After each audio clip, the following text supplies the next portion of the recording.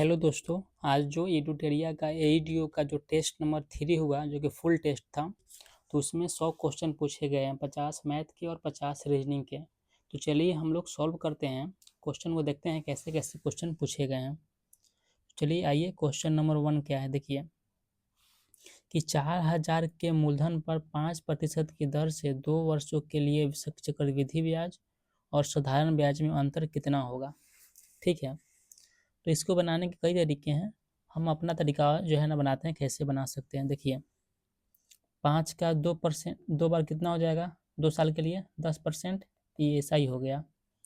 और CI कितना हो जाएगा, तो CI जानते हैं कि सक्सेसिव होता है, 5 + 5 + 5 × 5/100। इसको करेंगे तो कितना हो जाएगा, 10.25। ठीक है, अब देखिए दोनों का डिफरेंस कितना हो जाएगा, 0.25% हो जाएगा। तो हम 4000 का कितना निकालते हैं, 2.5%।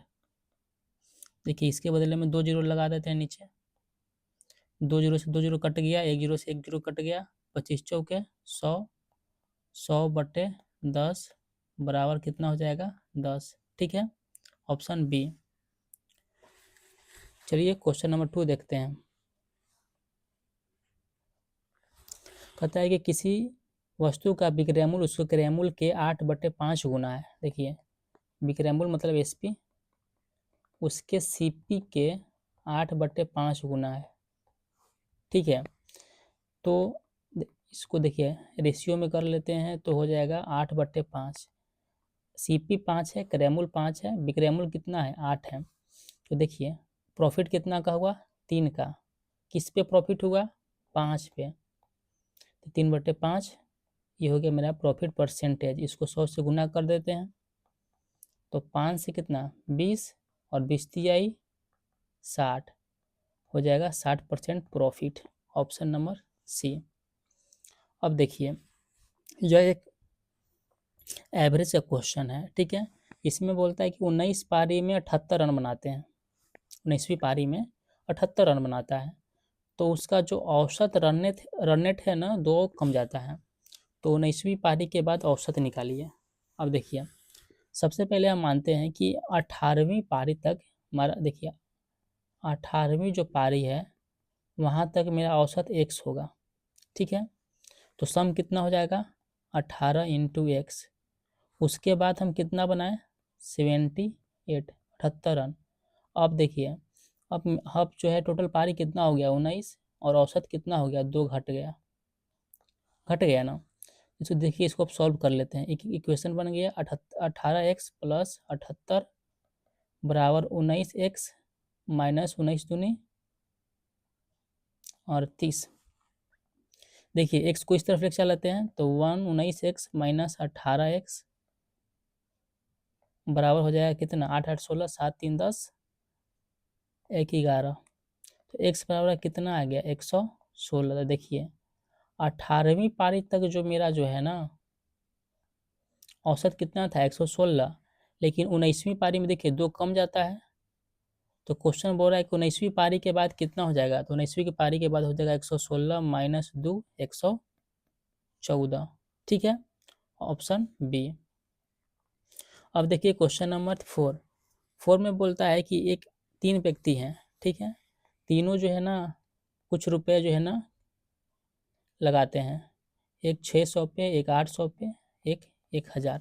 ठीक है, तो देखिए दोनों का पहले निकाल लीजिए, रेशियो निकाल लीजिए, कितना कितना में लगा रहा है। ठीक है, देखिए अगर रेशियो निकालते हैं, 2 जीरो से 2 जीरो कट गया, आ गया 6 8 10, 6 को कर लेते हैं 3 4 और 5।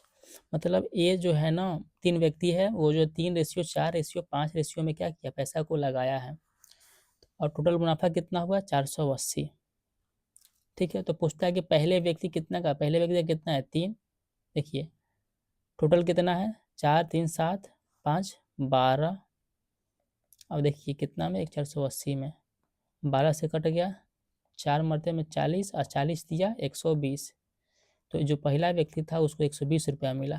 ठीक है, 5 नंबर क्वेश्चन देखिए कि यदि समीकरण a x square plus b x plus c बराबर 0 है, इसका मूल दिया हुआ है अल्फा तथा बीटा, तो alpha plus beta upon alpha into beta का मान निकाल लीजिए। सबसे पहले हम जानते हैं कि किसी भी इक्वेशन का दो अगर मूल है उसका सम कितना होता है, माइनस बी बाई ए, और उसका जो है ना गुणनफल कितना होता है, सी बाई ए। ठीक है, पूछ भी यही रहा हमें, देखिए पूछ भी तो यही रहा है। तो इसको अगर डिवाइड दे दें तो कितना हो जाएगा, ए से कट जाएगा तो कितना बचा, माइनस बी बाई सी। ठीक है, ऑप्शन सी। देखिए क्वेश्चन ऐसे बताएंगे कि जो है ना क्वेश्चन पेपर पर ही सॉल्व हो जाएगा, इसके लिए जो है ना अलग से रफ शीट लेने की ज़रूरत नहीं है। अब देखिए क्वेश्चन नंबर 6, इसमें बोला गया कि प्रथम 10 पूर्ण संख्याओं के घनों का योग निकालिए। देखिए प्रथम 10 पूर्ण संख्या क्या क्या होता है, प्रथम 10 पूर्ण संख्या होता है 0 से लेके 1 2 डॉट कहाँ तक, 9 तक। ये हो गया प्रथम 10 पूर्ण संख्या। अब देखिए घनों का योग का फॉर्मूला क्या होता है, n इंटू एन प्लस 1/2 और पूरे का होल स्क्वायर। ठीक है, रख दीजिए n की जगह 9 प्लस 1/2 और पूरे का होल स्क्वायर। अब देखिए 9 1 10/2 और पूरे का होल स्क्वायर। देखिए 2 से 10 5/में, 9 5 45, तो 45 का स्क्वायर निकालना है। देखिए सबसे इजी है, 45 का स्क्वायर कैसे निकालेंगे, तो 5 का स्क्वायर कीजिए 25 और 4 को एक इसके अगले वाले मतलब 5 से गुना कर दीजिए, 5 के 20, ऑप्शन ए। ठीक है, अब देखिए 7 नंबर क्वेश्चन में बोलता है कि देखिए 11 जो संख्या है इसका औसत कितना है, 35 है, और पहले जो है 6 का औसत कितना है, 32, और लास्ट 6 का कितना है, 37। तो आप देख रहे हैं 11 संख्या है, आगे से 6 काउंट करते हैं, पीछे से 6 काउंट करते हैं तो 12 हो गया। मतलब एक जो था 11 नंबर 6 नंबर जो है वो ओवरलैप कर रहा है। ठीक है, तो यहाँ एवरेज का ओवरलैपिंग वाला कंसेप्ट आ गया। तो इसके लिए क्या करेंगे, देखिए इसके लिए कुछ नहीं करेंगे, देखिए कितना का देखिए डिफरेंस कितना है, -3 का, यहाँ देखिए कितना का डिफरेंस है, +2 का। ठीक है, तो टोटल देखिए निकालिए कितना का है, तो 6 गुने -3 प्लस 6 गुने 2 कितना हो जाएगा, 6 से कॉमन ले लेते हैं, -3 प्लस 2 कितना हो जाएगा, -6 हो गया। अब देखिए रियल में कितना था, 35 है ना, तो 35, लेकिन अब जो है ना -6 हो गया तो -6 घटा दीजिए, कितना आ गया, 29। तो जो छठी संख्या जो होगी उसका जो औसत होगा, जो छठी संख्या जो होगी वो संख्या कितनी होगी, 29। अब देखिए सेम क्वेश्चन है, यह वेन डायग्राम से है। बोलता है कि 34% छात्र गणित में फेल हुए, 42% अंग्रेजी में और 20% दोनों में। देखिए ऐसे बना दिए, ये हो गया मैथ, ये हो गया इंग्लिश। देखते जाइए 20% दोनों में हुए और 34% मैथ में, तो 20 यहाँ हो गया, 14 यहाँ हो गया, 42% इंग्लिश में, तो 20 यहाँ हो गया, 22 यहाँ हो गया, तो टोटल कितना हो गया फेल। देखिए 20 20 40 10 50 और 6 कितना, 56। तो टोटल पास कितना होगा, तो कोई भी संख्या 100 होता है, 100 में से 56 घटा दीजिए तो कितना बचेगा, 44। तो हो जाएगा ऑप्शन डी। ऐसे ही क्वेश्चन नंबर 9 देखिए, 9 में बोला जाता है कि कोई साधारण ब्याज की दर से 5 वर्षों में कोई राशि 3/2 हो जाती है, तो दर क्या होगा। तो देखिए कोई राशि 2 थी, 2 यूनिट 3 यूनिट हो गई, मतलब उस पर 1 यूनिट बढ़ गई, मतलब ये 1 यूनिट ब्याज है। तो फार्मूला क्या होता है, SI बराबर P into R into T upon 100। तो SI कितना होगा 1, P कितना हो गया 2, आर तो नहीं मालूम है, आर निकालना है। एक्स मान लीजिए, टी कितना हो गया 5/100। देखिए 5 दूनी की 10, 10 10 कट गया और 10 आ गया इधर, तो हो जाएगा x बराबर 10।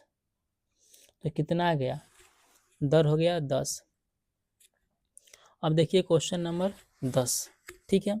इसमें क्या है कि बोलता है कि ए किसी काम को 12 दिन में कर रहा है, ए है किसी काम को 12 दिन में कर रहा है, ठीक है। बोला गया कि बी जो है ना ए की तुलना में 60% देखिए अधिक सक्षम है। मान लीजिए ये 100 है तो ये कितना हो जाएगा 160। एक जीरो से एक जीरो कट गया, यहाँ हो गया 16, ये हो गया 10, इसको भी काट लीजिए तो ये हो गया 8, ये हो गया 5, ठीक है। तो मतलब ए का एफिशिएंसी कितना है, क्षमता 5 है, बी का क्षमता 8 है। मतलब ए जो है ना एक दिन में 5 यूनिट काम करता है, तो 12 दिन में कितना करेगा, तो टोटल काम कितना हो गया, देखिए टोटल काम कितना हो गया, तो 12। ए जो है ना 12 दिन में काम करता है, एक दिन में 5 यूनिट, तो 12 दिन में 12 5 60 यूनिट, टोटल काम ये हो गया। अब क्वेश्चन में बोलता है कि ए प्लस बी दोनों मिलकर काम करता है। देखिए एक दिन में दोनों कितना काम करता है, 8 5 13, तो 60 यूनिट काम करने में कितना दिन लगेगा, भागा दे दीजिए, 13 5 65,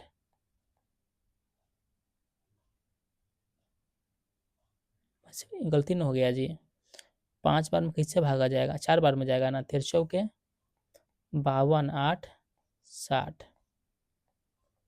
ऑप्शन डी, ठीक है। 10 क्वेश्चन बन गए। यहाँ इंग्लिश में क्वेश्चन यही क्वेश्चन रिपीट है।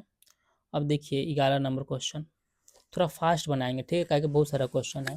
देखिए किसी चीनी की कीमत में 25% की वृद्धि हुई, 25% को लिख सकते हैं कितना, 1/4, तो 4 था तो 5 हो गया, ठीक है। देखिए खपत में कोई कमी नहीं करना है, मतलब खपत में जो है ना एक्सपेंडिचर में कोई कमी नहीं करना है, ठीक है। अगर हम एक्सपेंडिचर में खर्च नहीं कर रहे हैं तो इसको देखिए, इसका बनाने का तरीका, इसको रेशियो को पलट दीजिए, ठीक है। दाम बढ़ रहा है तो खपत जो हम कर रहे हैं वो घटाएंगे, 5 से 4 है, कितना घटा रहे हैं, 1 यूनिट, एक कम रहा है, पहले था कितना 5, 1/5 कितना होता है 20%, तो कितना कम करना पड़ा 20%, ठीक है। भाई बहुत सारा क्वेश्चन है, इसीलिए जो है ना इसको फास्ट में करते हैं हम। देखिए 3 संख्याओं का औसत 154 है, ठीक है। पहली संख्या दूसरी संख्या से दोगुनी और दूसरी संख्या तीसरी संख्या से दोगुनी। देखिए बनाते हैं पहला, दूसरा और तीसरा। कहता है कि दूसरी संख्या तीसरी से 2 गुनी है, या अगर ये 1 है तो ये 2 है, ठीक है। पहली संख्या दूसरी संख्या की 2 गुनी है, ये 2 है तो ये 4 है, ठीक है, कोई दिक्कत। टोटल कितना हो गया, 4 2 6 1 7, 7 यूनिट। अब देखिए 3 संख्याओं का औसत 154 है, तो सम कितना होगा 154 गुने 3, इसको डिवाइड कीजिए 7 से, 7 दूनी 14 22, एक का दाम कितना हो गया 22 तिया 66। तो बोलता है कि पहली संख्या कितना हुआ, पहली संख्या कितना है 4, तो 4 से गुना कर लीजिए, 6 चौके 24, 6 चौके 24 2 26, 264, ठीक है। ऐसे ही जो है ना फास्ट फास्ट करेंगे, थोड़ा थोड़ा इसे पतला कर लेते हैं, ठीक है। अब देखिए 2AB 3B और 4C है, इसका ABC का रेशियो निकालना है, तो कुछ नहीं करते हैं। देखिए 2A है, 3B है और 4C है, ठीक। तो इसके लिए करेंगे, अगर हमको 2AB का वैल्यू निकालना है, 2AB को जो है ना छोड़ दीजिए, इसको गुना कीजिए, 4 तिहाई 12। अब देखिए अब इसको अब बीच वाले को छोड़ दीजिए, इसको कीजिए 4 दूनी का 8, अब इसको छोड़ दीजिए, ई दोनों कीजिए, 3 दूनी का 6। अब रेशियो निकाल लीजिए, 2 2 से काट दीजिए, 6 4 3, ऑप्शन नंबर बी। देखिए क्वेश्चन नंबर 14, PQR का रेशियो कितना है, 2:5:7, इसका सम कितना है 840। देखिए आप तो एक्स मान भी सकते हैं कि 2x है, 5x है, 7x है, नहीं मानना है तो ऐसे ही जोड़ दीजिए, 5 2 7 7 14, 14 का वैल्यू कितना 840, कितना गुना 14 छके 84, 60 गुना। तो बोलता है पी और आर के बीच अंतर निकालिए। देखिए पी यहाँ है और आर यहाँ है, 2 है और 7, 2 7 के अंतर कितना 5। तो 5 का वैल्यू कितना हो जाएगा 5 × 60 300। ठीक है, जो पढ़े होंगे उनको समझ में आ रहा होगा। 3 और 27 का मध्यानुपाती निकालिए। मध्यानुपाती मतलब दोनों का रूट ले लीजिए। 3 × 27, 27 का कितना हो जाएगा 81, 81 का कितना हो जाएगा 9, ऑप्शन डी। ठीक है, 15 क्वेश्चन हो गया। अब आइए, बोलता है कि पिता और बेटे की आयु का अनुपात 5:3 है।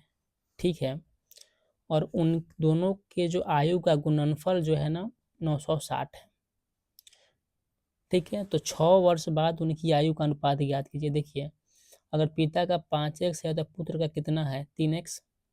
ठीक है, दोनों का गुणनफल बोल रहा है, तब दोनों को गुणनफल कर दीजिए। 3x बराबर कितना है 960।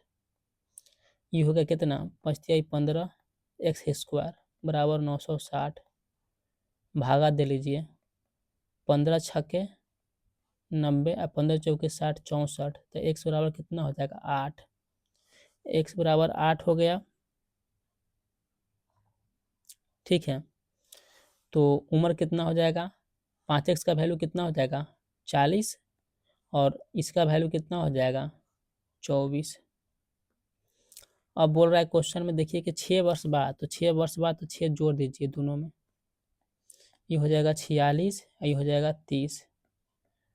और ऑप्शन में देखिए, ऑप्शन में तो कोई तो है नहीं, तो इसको शॉर्ट कीजिए, 2 से कट रहा है तो 46 से कितना हो जाएगा 23 और 30 से कितना हो जाएगा 15, तो हो गया 23:15, ऑप्शन ए।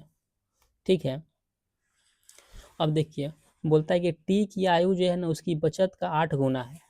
अगर बचत मान लीजिए सेविंग, ये हो गया पी, ये हो गया खर्च एक्सपेंडिचर। अगर बचत 1 है तो ये कितना हो जाएगा इनकम कितना हो जाएगा 8 हो जाएगा। कह रहा है ना कि टी की जो आय है उसकी बचत का 8 गुना है, इसका 8 गुना है।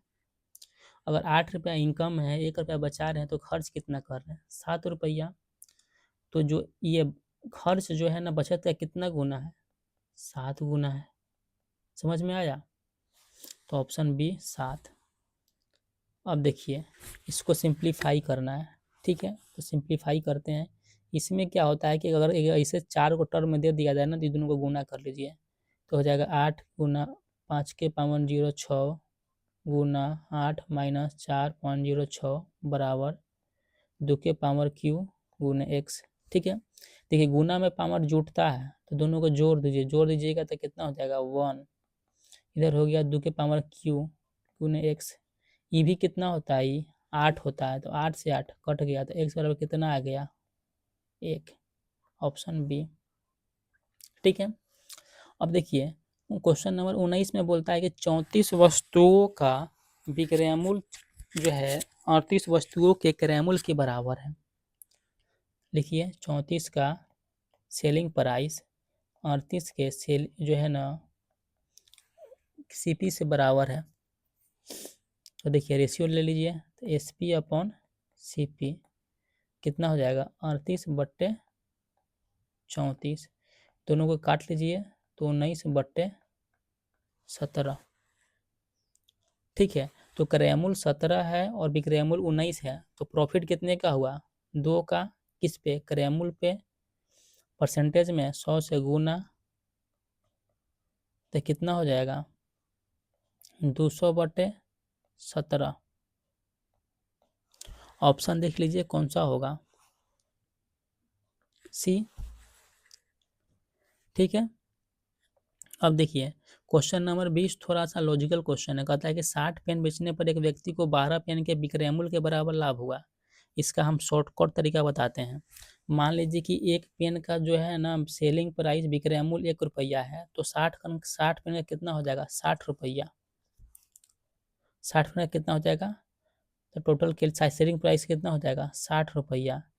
और प्रॉफिट कितना होता है 12 सेलिंग के बराबर, तो 12 का, तो 60 रुपया में बेचे 12 का फायदा हुआ, तो कितना % लाभ हुआ, तो लाभ हमेशा निकलता है क्रय मूल्य पे। तो क्रय मूल्य कितना हो जाएगा 60 - 12 कितना हो जाएगा 48, तो P जो है ना प्रॉफिट परसेंटेज कितना हो जाएगा 12/48 बच्चों के 48 1/4 गुने 100 कितना हो जाएगा 25%। ठीक है, फिर से आ गया इंग्लिश में क्वेश्चन। चलिए अब आइए क्वेश्चन नंबर 21 पे। यदि एक वस्तु 18% की हानि के बजाय 12% की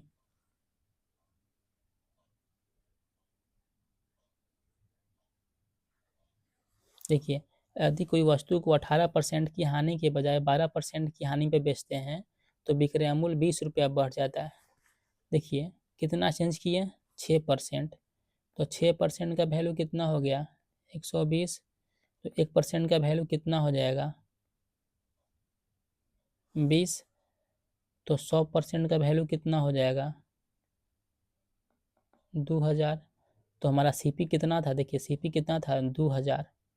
ठीक है, अब पूछ रहा है कि लागत मूल्य कितना होगा, तो लागत मूल्य 2000 है। ऐसे ही देखिए क्वेश्चन नंबर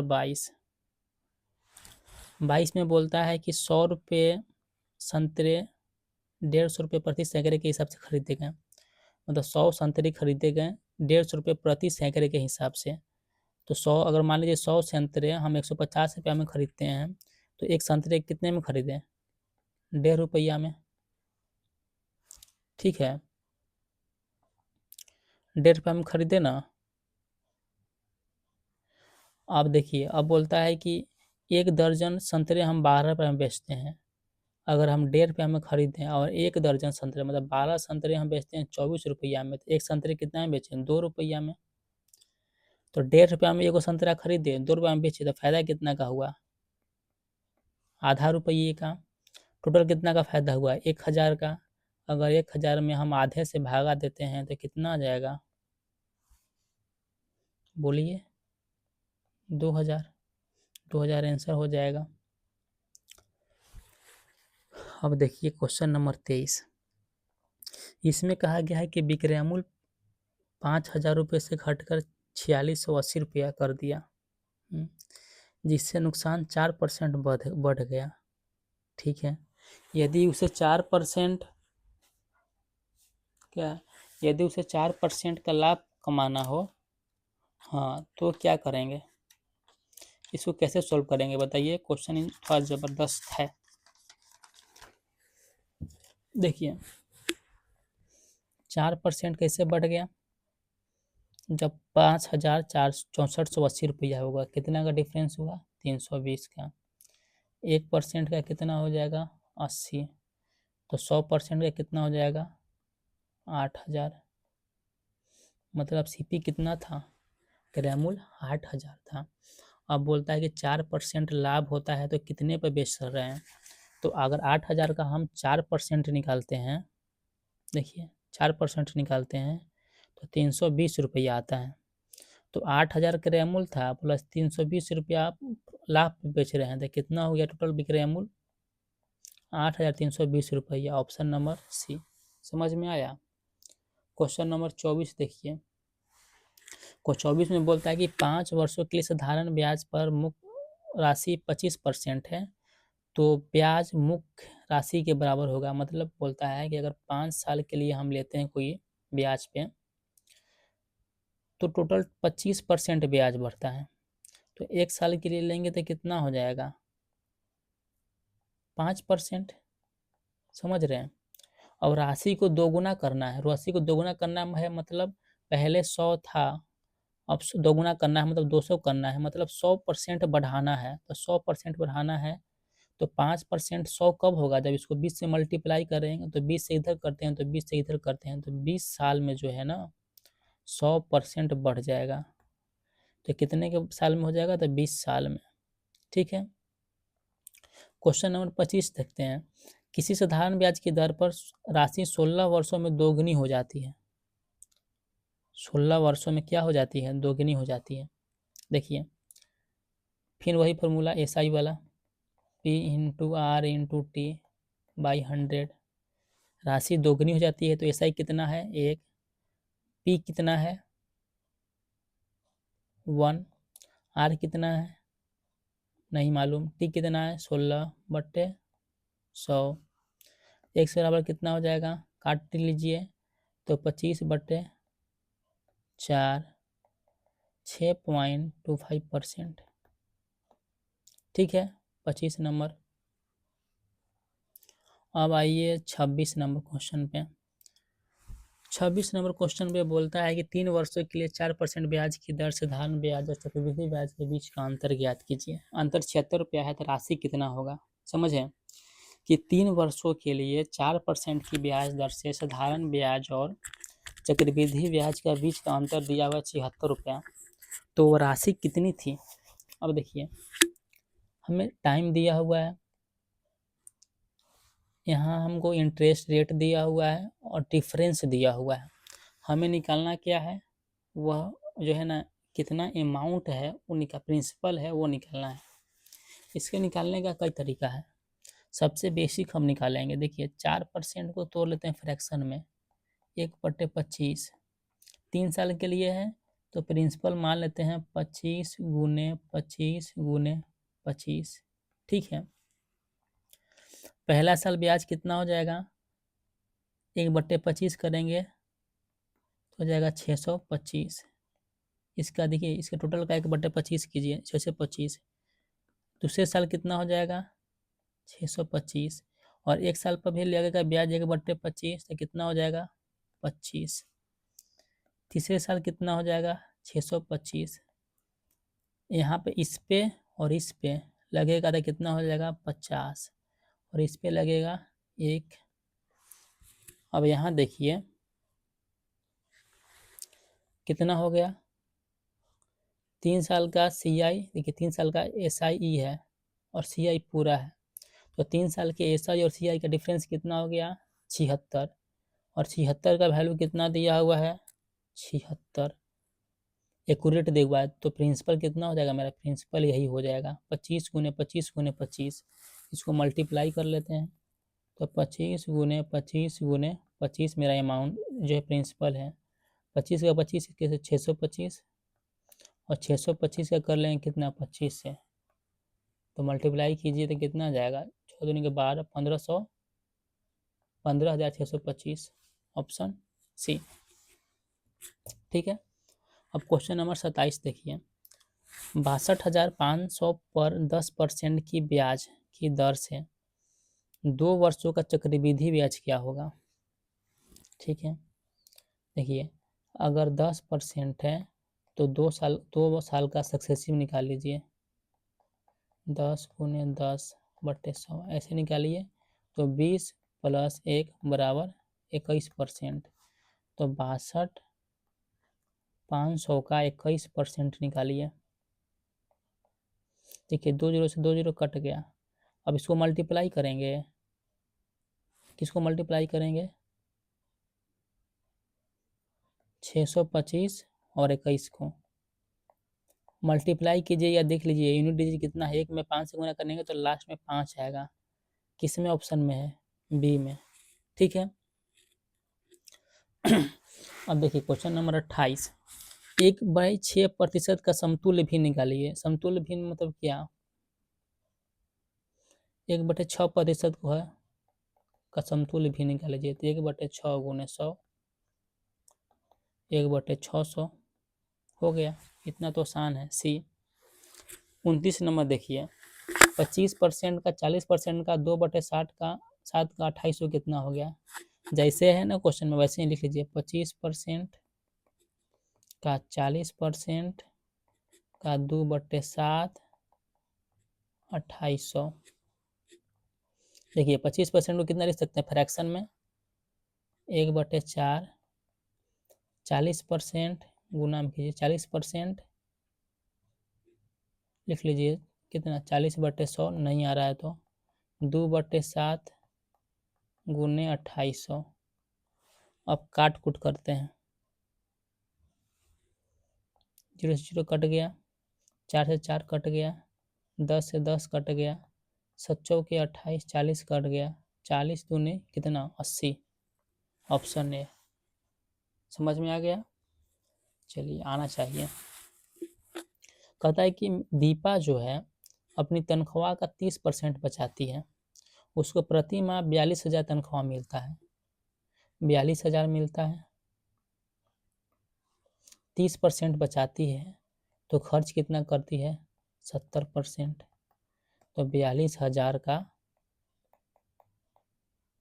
70% निकालिए, कितना हो जाएगा, 0 0 7 का 14 7 के 28 1 29 29,400, ऑप्शन बी।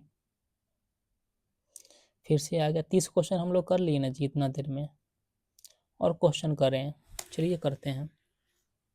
31 नंबर, 35 कर लेते हैं। कह रहा है कि P 150 से 15% अधिक है, ठीक है ना, P है, यहाँ देखिए P है 150 से 15%। अब देखिए 15% को आप अगर जानते हैं तो लिख सकते हैं कितना, अधिक है तो 23/20, तो लिख दिए 23/20, ठीक है। अब बोलता है कि K जो है ना P से 15% कम है। अब देखिए P से कितना परसेंट कम है, K 15%, K जो है P से, P कितना है, P है 150, 23/20, और इससे 15% कम है, 15% कम 17/20, ठीक है। तो K का वैल्यू निकालिए, कुछ नहीं करना है, इसको सॉल्व करना है। अब सॉल्व कीजिए, 0 से 0 काट दीजिए, ठीक है। अब देखिए 17 इसमें मल्टीप्लाई करते हैं, 17 तिया 51, 51 पछे 200, कितना हो जाएगा, 255 गुने 23/20 दूनी का 40, 255 में 23 से मल्टीप्लाई करते हैं, कितना हो जाएगा, 15 की 5, 23 बच्चे मल्टीप्लाई कीजिए तो कितना आ जाएगा, 5 8 6 5, इसको 40 से डिवाइड दे दीजिए, आ जाएगा 146.625, ऑप्शन नंबर डी, ठीक है। ये तो कैलकुलेशन आपको खुद से करना पड़ेगा। अब बोलता है कि एक दूध वाला जो है ना, एक दूध को क्रैमुल पर बेचता है, सबसे बढ़िया क्वेश्चन। एक दूध वाला दूध को क्रैमुल पर बेचता है, ठीक है, परंतु उसमें पानी मिलाता है, ठीक है, जितना में खरीदा उतना में ही बेच रहा है, लेकिन उसमें पानी मिलाता है, और पानी मिलाने के बाद क्या होता है ना, उसको 9.09% का लाभ होता है, ठीक है, 9.09% का लाभ होता है। तो पूछ रहा है क्वेश्चन में कि 1 लीटर मिश्रण में पानी की मात्रा ज्ञात कीजिए। देखिए कितना का लाभ होता है, 9.09% का, तो इसको लिख सकते हैं फ्रैक्शन में 1/11, ठीक है। तो 1 लीटर अगर पानी है तो 11 लीटर दूध है, तो टोटल मिश्रण कितना हो गया, 12 लीटर, कितना हो गया, 12 लीटर, ठीक है। यहाँ सॉरी यूनिट में मान रहे हैं ना, तो कितना हो जाएगा, 12 यूनिट हो गया, और 12 यूनिट बराबर कितना हो जाएगा, 1 लीटर दिया हुआ है, ठीक है।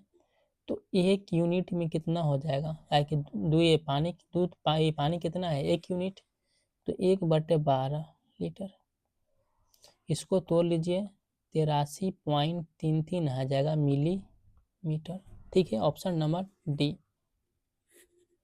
समझ में आ गया कि यह है कि देखिए दूध वाला कंसेप्ट में क्या है ना, कि जितना हम पानी मिलाते हैं उतना परसेंट ही प्रॉफिट होता है।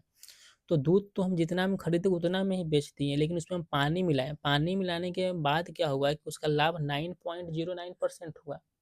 तो हम 9.0919% को फ्रैक्शन में लिख सकते हैं 1/11, ठीक है।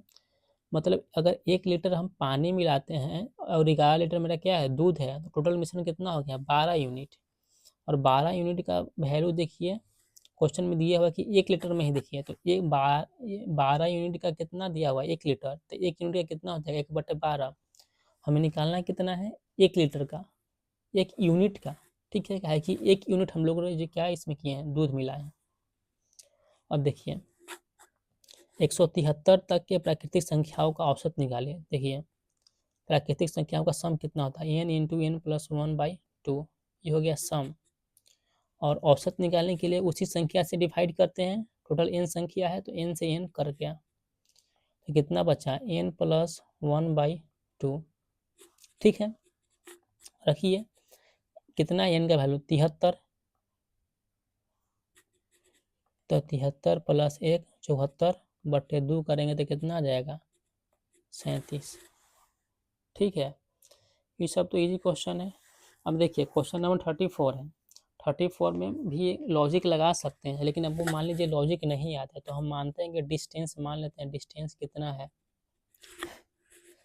ये देखिए एक बस है, ए से बी जाती है 55 किलो प्रति घंटा की रफ्तार से, वापस बी से ए आती है 95 किलोमीटर पर घंटा की रफ्तार से।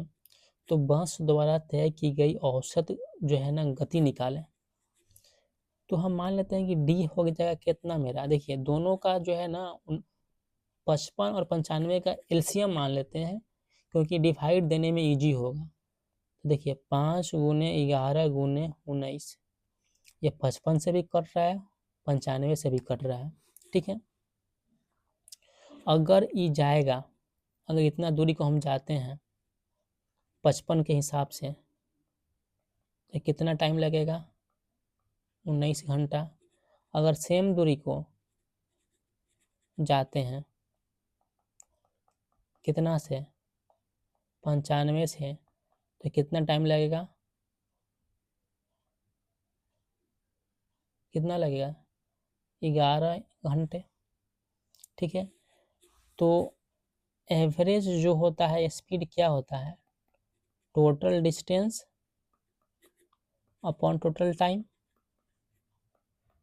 यही होता है। तो टोटल डिस्टेंस कितना है, देखिए 2 गुने 5 गुने 11 गुने 19, 2 क्यों किए, क्योंकि इधर से गए भी ए से बी और बी से बी आए भी। अब देखिए टोटल टाइम कितना होगा, 19 प्लस 11 कितना हो जाएगा, 2 गुने 5 गुने 11 गुने 19/30, काट लीजिए, 5 दूनी की 10। ठीक है, तो ये कितना आ गया, 9 9 1 10, 9 9 1 10 और 1 2 209/3, 209/3 आ गया। कौन सा ऑप्शन होगा भाई, डिवाइड कर लीजिए आप, ऑप्शन डी होगा। अब देखिए क्वेश्चन नंबर 35 है, इसका वैल्यू निकालना है। तो देखिए इसको वैल्यू कैसे निकाल सकते हैं, इसको सॉल्व कैसे कर सकते हैं, सॉल्व करेंगे हो गया तो 9 गुने 9 गुने कितना हो जाएगा, 9 गुने 9 इतना हो जाएगा, प्लस हो जाएगा कितना, 9 9 5, ये हो जाएगा 9 9 9 गुने 9 9 9, इसे ही कट गया। अब देखिए इसको सॉल्व कर लीजिए, या तो इसका यूनिट डिजिट से खेलिए, 9 9 81, लास्ट में 1 और 1 में जुटेगा लास्ट में 5, तो कितना हो जाएगा, लास्ट में आना चाहिए 6, 6 किसी में है, इसमें है, ऑप्शन बी। ठीक है, इसको यूनिट डिजिट से सॉल्व करते हैं, 9 9 81 कीजिए, 9 9 81 का 1 और 1 में ही ना लास्ट 5 जुटेगा, तो कितना हो जाएगा 6, यूनिट डिजिट 6। ठीक है, ऑप्शन बी। देखिए 37 नंबर क्वेश्चन कहता है कि दो भिन्न है, उसमें दोनों का गुणनफल -4 है, दोनों का योग -32/15 है, इसको x और y मानने से बेहतर है कि ऑप्शन से खेलिए। ठीक है, ऑप्शन से खेलिए, 2 को लीजिए, दोनों को गुना कीजिए, हम इसको ले लेते हैं, मान लीजिए इसको लेते हैं, हमको इजी लग रहा है, तो 6/5 गुने -10/3, 5 से 2 -2, 3 से 6 2 -4, चलिए -4 एगो तो आ गया। अब दोनों को जोड़ लेते हैं, 6/5 प्लस -10/3, 5 3 का एलसीएम 15, 5 3 आई 15। ठीक है, 6 3 18, 3 5 15, -50 कितना जाएगा, -32/15। चलिए ये भी सेटिस्फाई हो गया, मतलब ऑप्शन बी मेरा सही है। ठीक है, और फिर ये इंग्लिश में क्वेश्चन आ गए, फिर आ जाते हैं हिंदी में। कितना क्वेश्चन कर लिए हम लोग जी? अच्छा यहाँ पे है ना।